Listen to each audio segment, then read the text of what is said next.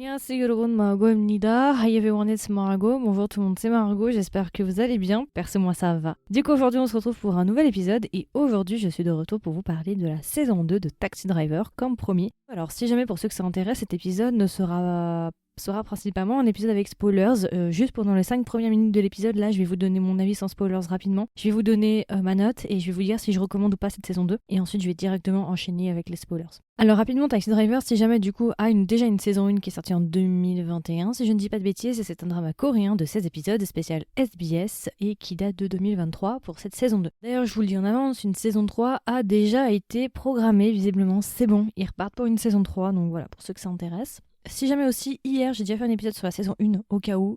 J'ai fait un épisode combiné. Les 20 premières minutes sont sans spoilers et la suite après c'est avec spoilers. Donc voilà, si vous voulez vraiment avoir mon avis sans spoilers ou avec spoilers sur déjà la saison 1, je vous invite à aller voir cet épisode-là. Et ici, du coup, je suis de retour pour cette saison 2. Alors du coup, on va déjà commencer par la recommandation. Du coup, cette saison 2, est-ce que je vous la recommande? Je vous la recommande pas? Qu'est-ce que j'ai pensé de cette saison 2? Et ben en fait, je vais vous lire cash. Je trouve cette saison 2 très décevante. Vraiment, en fait, il n'y a rien de nouveau dans cette saison 2. Cette saison 2 est purement la continuité de la saison 1, mais sans aucune valeur ajoutée ni plus-value. C'est pour ça que je suis assez perplexe par rapport à cette saison 2, et je le suis encore davantage quand je sais qu'il va y avoir une saison 3, parce que là je me dis, mais qu'est-ce qu'on va bien pouvoir nous dire dans cette saison 3? Donc je le recommanderais si vraiment vous kiffez les persos, si vous adorez l'histoire, pourquoi pas, mais je vous mets en garde, n'attendez pas trop de cette saison 2, ne pensez pas vraiment qu'il va se passer des choses incroyables. Les 2 premiers épisodes, il se passe des bonnes choses, mais après c'est clairement juste la même mécanique que dans la saison 1, et je trouve que ça s'essouffle beaucoup trop dans cette saison 2. Donc je le recommande, mais clairement, si vous ne comptez pas le regarder, vous ne perdez rien en ne regardant pas la saison 2, parce que franchement, il n'y a aucune évolution dans les personnages ni dans l'histoire entre la saison 1 et la saison 2. On est exactement au même point.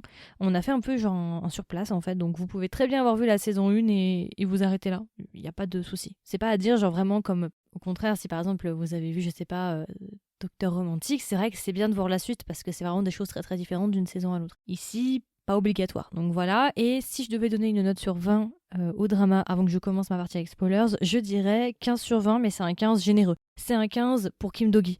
Sinon, c'est vrai que je serais tentée même de lui mettre moins. Si je regarde la saison 2 en tant juste que saison 2, je lui mets 15, mais si je la compare avec la saison 1, je serais tentée de lui mettre moins. Mais voilà, on va dire c'est un 15 généreux. Mais voilà, partez du principe qu'il ne faut pas avoir des attentes trop grandes par rapport à cette saison 2 parce qu'il n'y a rien de nouveau sous le soleil des tropiques.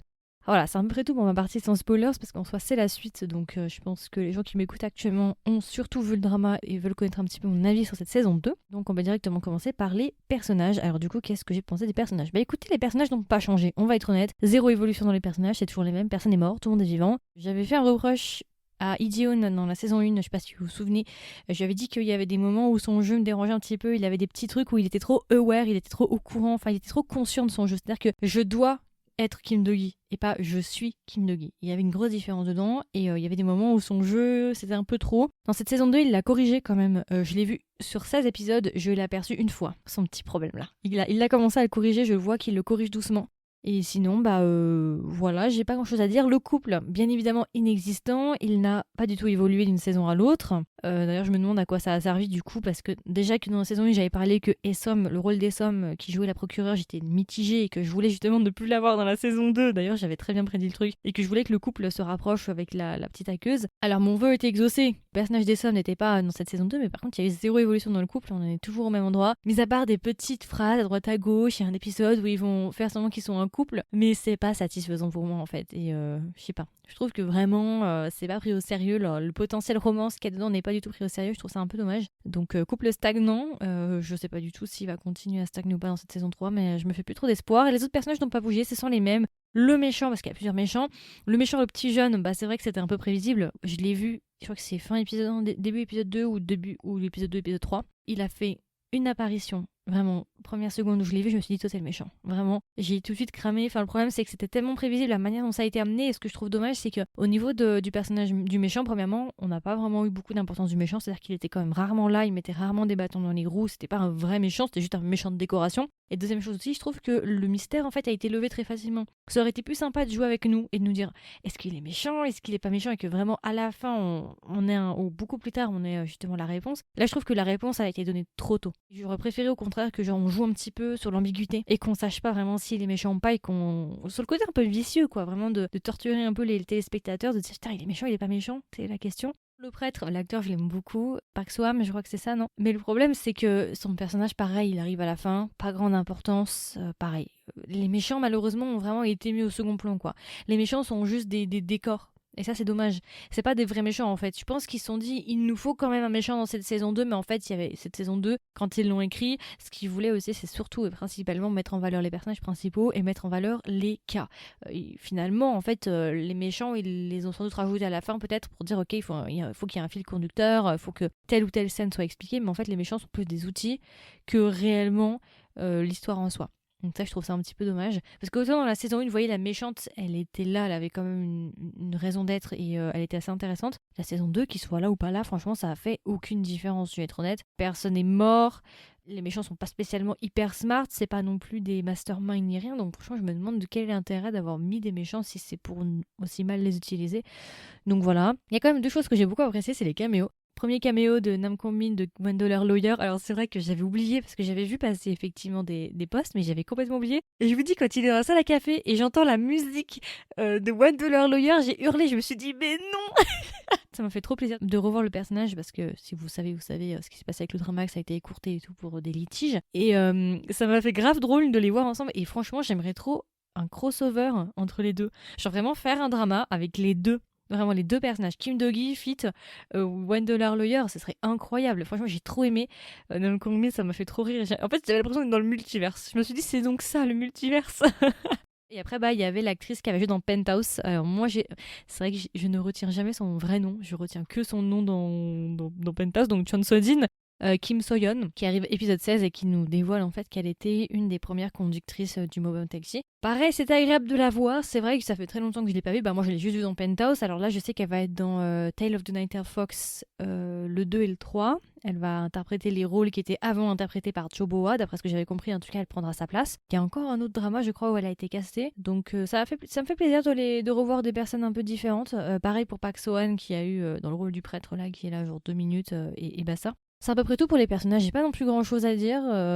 J'ai pas grand chose à dire par rapport aux personnages. Alors les scènes, j'ai pas nécessairement en fait. Attendez, je vais vérifier, mais il me semble pas avoir vraiment eu de scène qui m'a marqué plus que ça. Alors c'est vrai qu'il y a pas mal de scènes drôles. Alors c'est vrai que moi il y a une scène que j'aime beaucoup, c'est la dame là. Vous savez, dans la saison 1, il se faisait appeler Wang Tao-zi, je crois, et il l'avait arnaqué, puis après il l'avait foutu sur un bateau. Et là justement on la retrouve.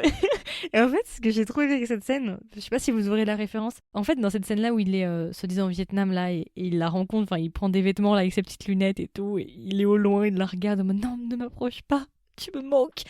En fait. La musique qui a été utilisée, ils ont repris un des thèmes du film qui s'appelle In the Mood for Love de Wong Kar-wai. Il y a une musique très connue de ce film-là, et en fait la musique principale de ce film-là, ils l'ont repris, mais ils l'ont réagencé pour le drama. Enfin, vous verrez, vous écoutez, vous allez reconnaître. Je me suis dit mais non, mais c'est In the Mood for Love. Ils l'ont un peu modifié pour l'adapter, je suppose, au drama, mais c'est clairement la musique de In the Mood for Love, et ça m'a fait trop rire de voir déjà de voir les deux. La femme, elle est où trop bien, mais vraiment genre quand elle dit ouais, trouvez-moi il y a pas de traduction française, mais le petit bâtard le plus mignon. Je sais pas si c'est la traduction exacte, mais voilà, vous avez compris quand elle le cherche et puis qu'elle dit ouais, ça sanguine, machin. Ça m'a fait beaucoup rire, toutes les scènes avec les deux là. Je trouve que c'était vraiment les moments les plus drôles. Lui, quand il est habillé là, il me fait trop rire avec ses déguisements, je suis dead.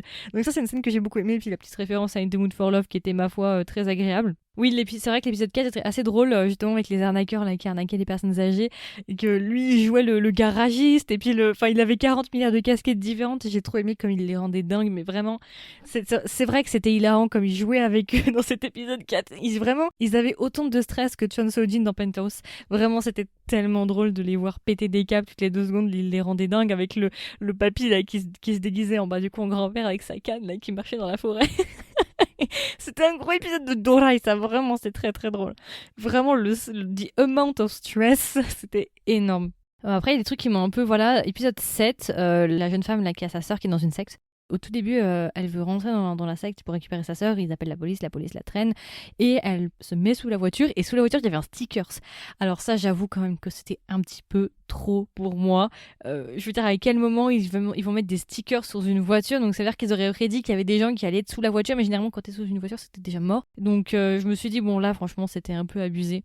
Et en fait, c'est le truc que je reprocherais principalement à ce drama. Alors voilà, je vous ai donné les scènes, mais déjà quand tu compares avec la saison 1, moi j'ai quand même préféré la saison 1 parce que la saison 1, il y a quand même des trucs iconiques. Genre, vous savez, quand il va s'infiltrer dans une entreprise, la Udata, le patron qui est un Dorai, et le patron il a aussi joué dans plein de dramas, il a joué dans Happiness, il a joué dans Devil Judge, le président et tout, j'adore cet acteur d'ailleurs, et genre il s'infiltre dedans et tout, enfin ça par exemple c'est un épisode pour moi qui est iconique, vous voyez ça fait 2 ans ou 3 ans que j'ai vu le drama, je me souviens toujours de cette scène là, ou la scène justement aussi de l'usine de nourriture, et puis il dit ouais c'est le vendeur de Tsokbal avec son masque de vendredi 13. Vous voyez toutes ces scènes là pour moi elles sont iconiques, et ben je trouve que quand même il y a moins de trucs, il y a moins d'histoires iconiques dans cette saison 2 je trouve. Après, les épisodes, chaque cas est un peu intéressant, et je pense que chaque cas en même temps porte peut-être des vrais messages, des vrais problèmes de société, donc ça on peut peut-être lui accorder. Mais je trouve vraiment que cette saison 2 pour moi était beaucoup moins impactante que la saison 1 par exemple, et un truc qui m'a trop énervé, j'en ai parlé sur TikTok, c'est les scènes de remplissage. Il y a trop de scènes de remplissage, alors je vous explique. Qu'est-ce que j'appelle scènes de remplissage? Alors moi dans les scènes de remplissage, ce que je compte, c'est les longs plans séquences où il prend la voiture, il monte, il appuie sur différents boutons, la porte du garage s'ouvre et ce genre de choses. Première scène de remplissage qui utilisait quand même une grande partie du drama, il y a ces longues scènes de silence avec de la musique où juste il prend sa voiture et il monte un ascenseur, ce qui est quand même pas non plus, voilà, tu vois la scène une fois, 2 fois, mais tu vas pas la répéter à chaque fois. Autre scène de remplissage qui est très courant, c'est quand ils sont en train de rouler sur les ponts, et t'as des longs plans avec eux juste en train de rouler sur un pont dans leur voiture, en train de sourire en regardant l'horizon. Plus d'autres scènes aussi où, je sais pas, on voit notre personnage principal Kim Do-gi au ralenti, en train de regarder à l'horizon, des longs plans silencieux qui servent à pas grand chose dans l'histoire en soi, qui sont juste là pour remplir en fait. Et surtout les plans sur les ponts, on dirait vraiment qu'ils font des pubs pour Volkswagen ou Skoda ou j'en sais rien. J'ai pas fait gaffe s'il y avait des placements de produits dedans, mais vraiment je me suis dit non mais là ça fait trop quand même. Je veux bien une fois, 2 fois, voilà le petit côté badass cinématique pourquoi pas, mais vous nous faites ça quasiment à chaque épisode. Et ça m'a beaucoup surprise parce que autant dans la saison 1 il y en avait mais c'était pas non plus voilà. Là j'avais vraiment l'impression malheureusement que le script n'était pas assez fort, conséquent, et qu'ils avaient besoin de faire des scènes de remplissage pour combler l'histoire et arriver à faire 1 heure à peu près d'épisode. Donc j'ai pas compris exactement. Franchement si vous regardez la saison 1 et la saison 2, enfin vous le voyez ça ment pas. Je suis désolée mais le script de la saison 2 est beaucoup plus faible. Il y a un problème avec le script de la saison 2, on sent que je sais pas ce qui s'est passé, mais moi l'impression que ça me donne c'est qu'ils ont voulu faire une saison 2 mais qu'ils avaient rien à raconter, et pourtant je comprends pas parce que il y avait tellement de choses à raconter après cette fin de saison 1, il y avait énormément de choses à raconter, et je vois pas comment ils ont réussi à nous faire cette saison 2 là où à la fin de cette saison 2 on a vraiment l'impression qu'ils ont rien à nous dire, alors qu'en vrai il y avait tellement de choses qu'ils auraient pu nous dire, et ils se sont même cantonnés à faire des scènes de remplissage avec des longues scènes sur des ponts où ils roulent, on dirait une pub. Enfin je comprends pas en fait ce qui s'est passé lors de la création du script. Est-ce qu'il y a des scènes qui ont été enlevées? Est-ce que c'est un choix qui a été fait? J'en sais rien. Mais ça m'a beaucoup surpris ces scènes de remplissage. Et vraiment à la fin, moi ce qui me ressort un petit peu comme de cette saison 2, c'est vide. Elle est vide cette saison 2. Enfin quand tu regardes. Finalement, non mais attendez, vous prenez les personnages début de la saison 1. Milieu saison 1, fin saison 1. Et vous les reprenez fin saison 2, vous avez 0 évolution. Kim Do-gi, il a toujours son PTSD, trouble post-traumatique là. Il n'a pas évolué là-dessus non plus. Le couple n'a pas bougé. Aucun personnage n'est mort, aucun personnage n'a évolué quasiment. Mis à part le petit moment où ils ont failli se faire arrêter, ok, ça a duré 2 épisodes et puis ça a été résolu. Mais sinon, il n'y a pas d'évolution des personnages, aucun personnage n'est mort, aucun nouveau personnage. Si, la seule évolution qu'il y a eu d'une saison 1 à la saison 2, c'est la voiture. Ils ont changé de voiture. Ils ont upgrade la voiture. C'est une nouvelle voiture. C'est un modèle plus récent. Mais c'est la seule chose qui a évolué. Donc c'est pour ça que je comprends pas en fait ce qui a été fait. Et quand on me dit on va faire une saison 3, j'espère quand même que ce sera pas calqué sur la saison 2. J'espère que la saison 3 sera beaucoup mieux que la saison 2. Alors est-ce qu'en fait, ils voulaient faire est-ce qu'ils avaient l'idée de la saison 3? Mais pour arriver à cette idée de la saison 3, il fallait une transition, et cette transition en fait c'est la saison 2, et en fait la saison 2 c'est juste un outil pour aller à la saison 3, parce qu'en fait ce qu'ils voulaient réellement raconter se situe dans la saison 3. Et du coup, la saison 2 a servi un petit peu de transition, de fourre-tout pour conduire à la saison 3. Peut-être, ça peut être une explication, on va s'en rendre compte de toute façon très bientôt si la saison 3 sort. Mais j'ai pas compris ce qui s'est passé avec la saison 3. J'ai regardé, hein. Alors les avis sont très mitigés. T'as ceux qui disent le drama est génial pour la saison 2, et t'as ceux qui disent non, grosse déception. T'as pas de juste milieu. On peut directement partir un petit peu sur l'avis avec spoilers, hein. Pour moi, les points positifs de cette saison 2, ce que j'ai beaucoup aimé, c'est de retrouver en fait la famille un petit peu Taxi Driver. C'est vrai, ça, c'est indéniable. Ça m'a fait vraiment plaisir de les retrouver. Je les adore. Voilà, c'est la petite team. Voilà, je les aime beaucoup. J'aime beaucoup Kim Do-gi, donc ça m'a fait vraiment plaisir de les retrouver. J'étais très contente. J'aime beaucoup Lee Ji-hoon, donc j'ai beaucoup aimé son personnage de Kim Do-gi, surtout qu'ici, il a pu un peu plus expérimenter d'autres rôles. Il a pu, je pense, un peu plus s'amuser sur certains rôles. Cette saison 2, on a l'ambiance qui est la même, hein. J'ai bien aimé qu'on ait représervé l'ambiance de la saison 1 et qu'aussi on ait réutilisé les mêmes musiques. Ça fait plaisir parce que les musiques contribuent contribue pas mal à l'ambiance du drama. Donc j'ai bien aimé que vraiment on reste sur la même continuité. Et j'ai bien aimé que le personnage de Essom ne soit pas là, parce que je vous avais dit que le personnage d'Essom, je l'avais pas trop apprécié dans le drama, la procureure, donc j'étais très... Et ça en plus je l'avais dit en 2021, c'est trop drôle parce que j'avais dû voir le truc venir, parce que bah du coup elle a pas pu venir, donc j'étais très contente. Donc j'étais contente quand même de ne pas la revoir, parce que comme ça nous a permis entre guillemets de se focaliser entre gros guillemets sur le couple avec la hackeuse, sauf que ça n'a pas du tout été traité. Voilà, on va rester calme. Donc généralement voilà, moi j'aime bien juste pour l'essence. Ok, l'essence avec cette driver j'ai beaucoup aimé. Après, mes points négatifs, comme je vous l'ai dit, rien de nouveau, aucune valeur ajoutée. Pas de progression dans les personnages ni dans l'histoire, c'est juste une simple continuité de la saison 1. Et ce que je trouve dommage, c'est qu'en fait, c'est toujours la même mécanique. C'est toujours pareil. On prend un cas, on le résout. On reprend un cas, on le résout. On reprend un cas, on le résout. Et ainsi de suite, ainsi de suite, ainsi de suite. Et en fait, quand tu regardes, t'as pas vraiment de nécessité de regarder une saison 2 en fait. Si on me demande, Margot, est-ce que vraiment c'est obligatoire de voir la saison 2 pour comprendre, je vais te dire, bah non, t'es pas obligé de regarder la saison 2. Tu peux très bien te contenter de la saison 1 et basta. Et tu t'en sortiras très très bien. Tu dormiras très bien le soir. Donc je trouve ça dommage parce que finalement quel est le but en fait de faire une série si t'as pas de valeur ajoutée, t'as pas de nouveauté, t'as pas d'évolution. Vous voyez, mis à part retrouver l'essence, effectivement retrouver la nostalgie de la saison 1 et retrouver des personnages sur des nouvelles histoires. Mais c'est tout quoi, c'est juste parce que t'apprécies les personnages, mais c'est pas pour l'histoire en soi et pour l'évolution de ces personnages là. Les méchants qui ne sont pas nécessairement intéressants, même si j'avoue que le petit jeune, le petit méchant avait du potentiel. Vraiment, il y avait quelque chose, on aurait pu, il s'appelle Onra Jun. Il y avait vraiment quelque chose à faire avec ce méchant-là et je trouve que malheureusement ça a été sous-estimé. J'ai bien aimé aussi l'apparition de l'acteur Park Chung-won qui a joué dans Strangers from Hell, ça m'a fait plaisir de le revoir. Je me suis dit, ah, il est là lui. On le voit pas souvent, mais ça fait plaisir de le revoir. Mais voilà, un petit peu décevant. En fait, moi j'ai beaucoup aimé les tout premiers épisodes. J'avoue que les épisodes où il était au Vietnam, j'ai beaucoup aimé. Et d'ailleurs, quand je réfléchis, la scène, le premier épisode où genre il est avec les cheveux longs, en train de faire. Enfin, je vois pas en fait pourquoi. Non, je réfléchis. En fait, moi, je pensais vraiment que le drama allait se passer au Vietnam, en fait, totalement. Et en fait, pas du tout. Déjà, c'est pas du tout ce à quoi je m'attendais. Et cette scène où on le voit en train de. Il est en prison avec les cheveux longs.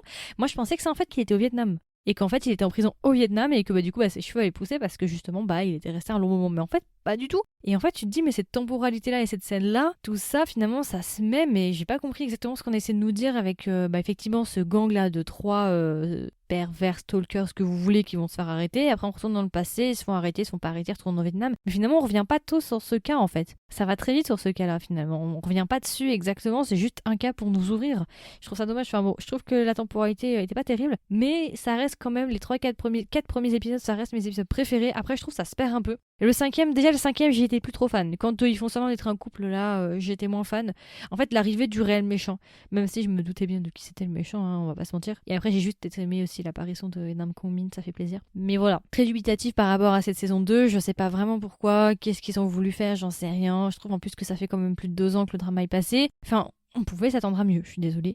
Moi, je m'attendais quand même à mieux. Les acteurs ont fait le rôle. Lee a largement fait le rôle et même je trouve qu'au niveau de son jeu, il s'est même amélioré à mon sens. Donc ça, déjà, j'applaudis. Mais c'est dommage qu'on n'ait pas donné plus d'opportunités aux personnages d'évoluer, en fait. Vraiment, pour moi, le problème central, je pense, de Taxi Driver 2 ne se situe pas du tout dans les personnages. Ça se situe clairement dans le script. Pour moi, il y a un gros problème. Alors, je sais pas ce qui s'est passé. Je sais pas si ils s'en sont rendus compte ou s'ils se sont dit... Je sais pas du tout. Franchement, je vous avoue que... Ouais, franchement, j'en sais rien. Mais j'ai vu beaucoup de gens déçus. Hein. Je suis pas la seule, visiblement. Ça m'a rassurée quand j'ai vu qu'il y avait pas mal de gens déçus et qui reprochaient justement pas mal de choses. Donc voilà, ça me rassure. Mais je suis quand même un peu déçue. Cette saison 2 s'annonce un peu plus intéressante. En fait, j'ai pas trop compris la saison 2 où est-ce qu'ils voulaient nous en venir parce qu'ils nous ont introduit un petit peu un cas à l'armée. Mais en fait, ça va pas vraiment se passer à l'armée. Ça a l'air d'être un ancien cas. Enfin, on sait pas trop. Enfin, c'était un peu flou cette histoire-là. Donc, à voir comment ils vont nous aborder ça. Ce serait intéressant que ça se passe à l'armée, effectivement. Ça pourrait casser un peu le truc. Mais je suis pas sûre que ça se passe à l'armée. On verra. Donc, voilà, c'est à peu près tout. Et du coup, pour l'OST, rien à dire de nouveau. Mis à part que l'OST, je l'aime beaucoup. Ils ont pris l'OST. Ça faisait plaisir de retrouver des petites musiques un peu iconiques du drama. Et voilà, je pense que c'est à peu près tout. C'était mon review assez court sur cette saison 2. J'espère que ça vous a intéressé. Comme d'habitude, n'hésitez pas à me donner vos retours. Qu'est-ce que vous avez pensé de la saison 2 ? Est-ce que vous l'avez aimé ? Vous l'avez pas aimé ? Est-ce que vous attendez la saison 3 avec impatience ? Voilà, si vous m'écoutez sur Spotify, vous pouvez me laisser un commentaire en dessous de cet épisode-là. Vous pouvez swiper vers le haut, il y aura une section Q&A.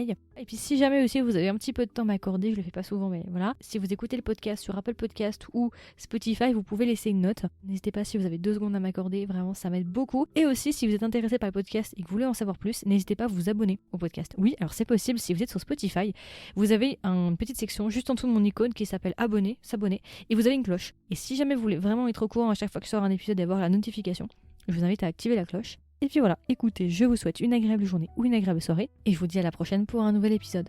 Bye bye.